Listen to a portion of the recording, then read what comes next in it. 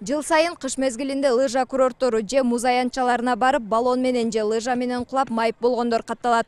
Адистердин айтымында акыркы жылдары алардын саны арбып барат. Бул берүүбүз мына ушундай кырсыктан алыс болуңуз деген чакырыкта. Мындай кырсыктан улам майып болуп калган адамдар тууралуу болмокчу.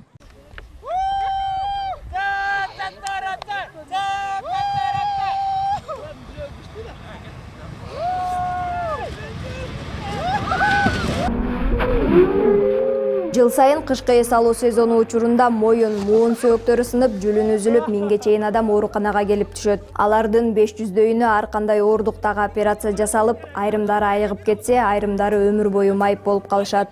Баллон менен муз тайып, лыжа тээп жатканда алар бул коркунучту сезишеби? Алгач сурамжылоо кылып көрөлү. Жок, үйрөнгөн үчүн коркпойм.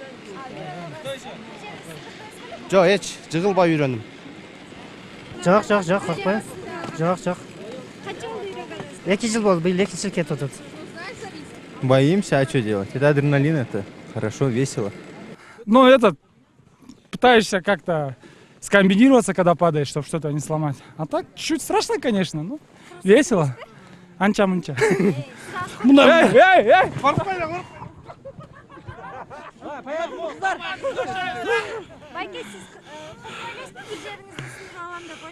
Жок, ойлойбуз. Бир аз коркутам, бирок бир жолу түшүп чыктым азыр сонун экен аябай жакты. Баллонда биринчи жолу таядым. Так буга сен чанамын тепчүмүн, ошол. Бала кезде көп. Аябай көп ойноп жүрөр, буну уже көнүп калсак керек. Коопсуздук эрежелери. Бу менен түшкөндөн кийин мен билбейм, башкаларын билбейм, айта албайм бирок. Не боимся, здесь безопасно, все классно, четко. Биринчи жерден карасаң коркунучтуу экен, а так түшкөндө мындай ощущение башкачараак экен да. Эрежесин билесизби эменин коопсуздук эрежелерин? Жок.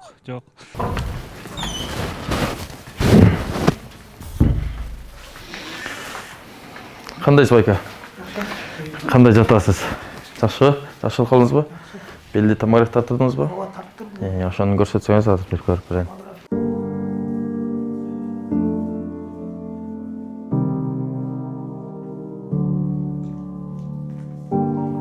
Бишкек шаарынын тургуну Кубанычбек Орозбеков 3 баланын атасы. Бир нече күн мурун баллон менен муз тайып, моюн сөөгүнөн жаракат алган. Учурда Бишкектеги травматология жана ортопедия илим изилдөө борборунда дарыланып жатат. Айтымында дарыланууга 5 күндүн ичинде эле 20 000 сомдун тегерегиндеги каражат короткон. Тоого чыккам, балдарым ойноп, кырсыкка жүрөп, баллондон учуп кеттим. Жака жатканыма жумадай болуп калды. Ошо дарыланып атам. Biz 3 bala bir balonga oturganбыз. Бийиктен түштүк, ошо 50 метр бийиктикте. Ошону айланып кеттилер, ырып кеттик да үстүнөн. Токтото албадылар. Мойнум иште жылып кеткен, жылып кетти деп атышат бияктагылар анан. Ошо сотрясение алып турмун. Ошо баша 20 000 акча кетти окшойт. Дарысы эмеси болуп атат. Үйлөмү ошо шаарда турабыз у жакта. Семьям менен. Өзүм ошо комфорт иштейм. Ошо тоого чыкканда өзүңөргө карап, абайлап өтө бийиктен түшпөй, баллондон колдон келсе түшпөй эле койсоңор жакшы болот деп түшпөй эле койгула. Ошо мен кайрылдым ошо кыргыз элине. Чейинде ушинтип эс алчу элеңиздер? Жок, мен биринчи жолу эле чыктым да. Мен чыкчу эмесмин тоо такыр. Коопсуздук эрежелерин билчү эле эмесми? Жок, эми коопсуздук эрежесин деле билген жокмун. Ар жерде коопсуздук эрежеси деле жок экен. Ар ким билет, каалаган жерде эле тегере жеткен.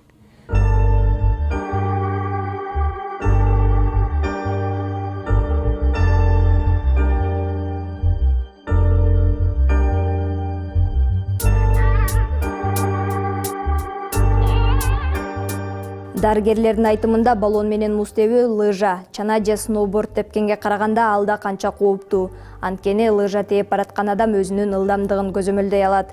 Чанада дагы буттар бош болгондуктан токтотуп калса болот. Ал эми баллонго отурганда буттар жерге тийбей, ылдамдыкты да көзөмөлдөөгө мүмкүнчүлүк жок. Дал мына ушундай абалда кишинин жүлүнү үзүлүп, өмүр бою майып болуп калуу ыктымалдуулугу жогору. Мен мисалы чет өлкөлөрдө мындай баллон менен тепкендерди көргөн эмесмин да.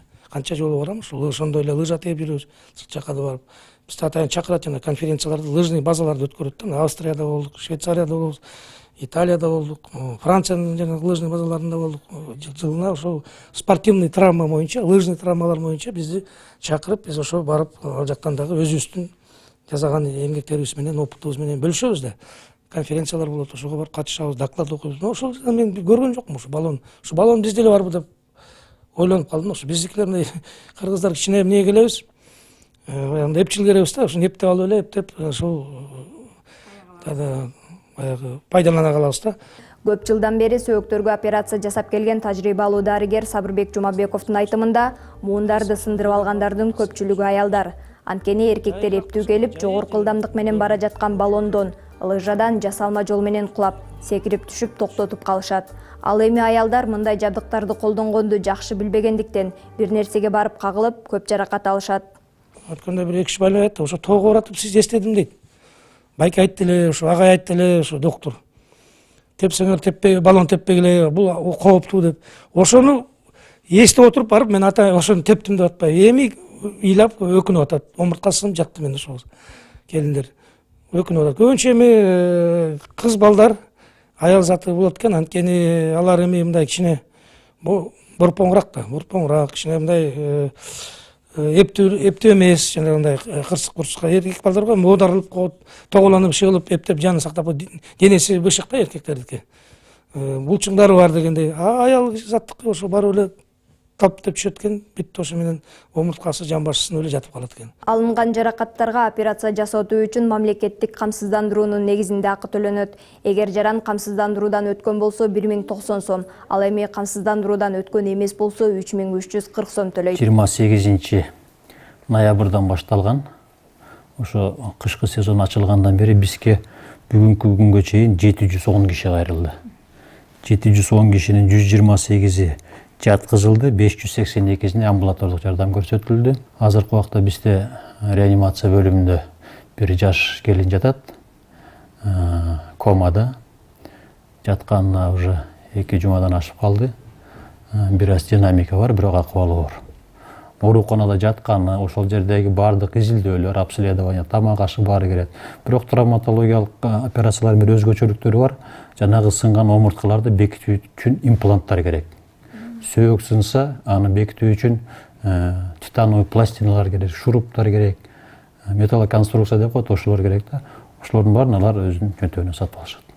Дарыгерлер баллон менен муз тепкен учурда адамдын омурткасы сынып, жүлүн үзүлүшү, мээ чайкалышы катталса, желин баштыктар же сноуборд менен көпчүлүк учурда чычаң сөөктөрү, ал эми лыжадан жыгылганда тизе жана чыканак сөөктөрү сынарын белгилешет.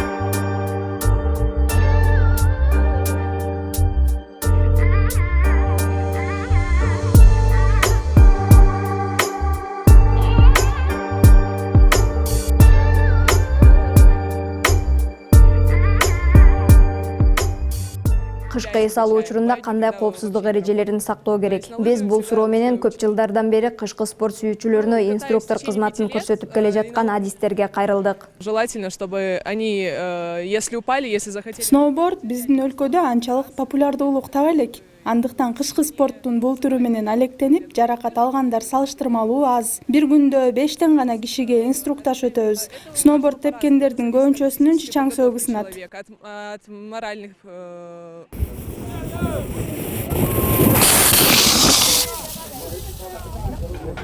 То есть баллонго отурганда бутту бири-бирине кайчылаштырып, бир аз өзүңүзгө тартышыңыз керек.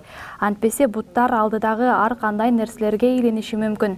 Ал эми тайып түшкөндөн кийин баллонду алып дароо таюу жолчосунан четке качыңыз. Сизден кийинки келе жаткан киши келип сизге урунушу мүмкүн. Ошондуктан бири-бириңиздерге тоскоолдук кылбаганга аракеттениңиздер. При падении надо сгруппироваться. Лыжада эң биринчи кезекте туура турууга көнүш керек. Өйдө жыгылды карайт дег эмес. Кыйгач басуу коопсуз болот. Эгерде жогорку ылдамдыкта келе жаткан болсоңуз, токтоо бир аз оор. Андыктан жасалма жол менен жыгылуу керек. Ал үчүн тизени бириктирип, денени жыйырабыз. Чыкканакка үстүнөн түшпөстөн жантайыңкы түрдө кулайбыз. Мындай учурда билек, булчуңдар гана зыян тартышы мүмкүн. Бирок сынык аз болот. Эң негизгиси ылдамдыкты көзөмөлдөө. Едем. Табият койнуна чыгып, таза абада активдүү түрдө эс алуу албетте жакшы. Бирок эң негизгиси тиешелүү коопсуздук эрежелерин сактоону унутпаңыз. Эс алат элем деп соо жанды жарым жанга айлантып алуу эч кимге жага турган келечек эмес.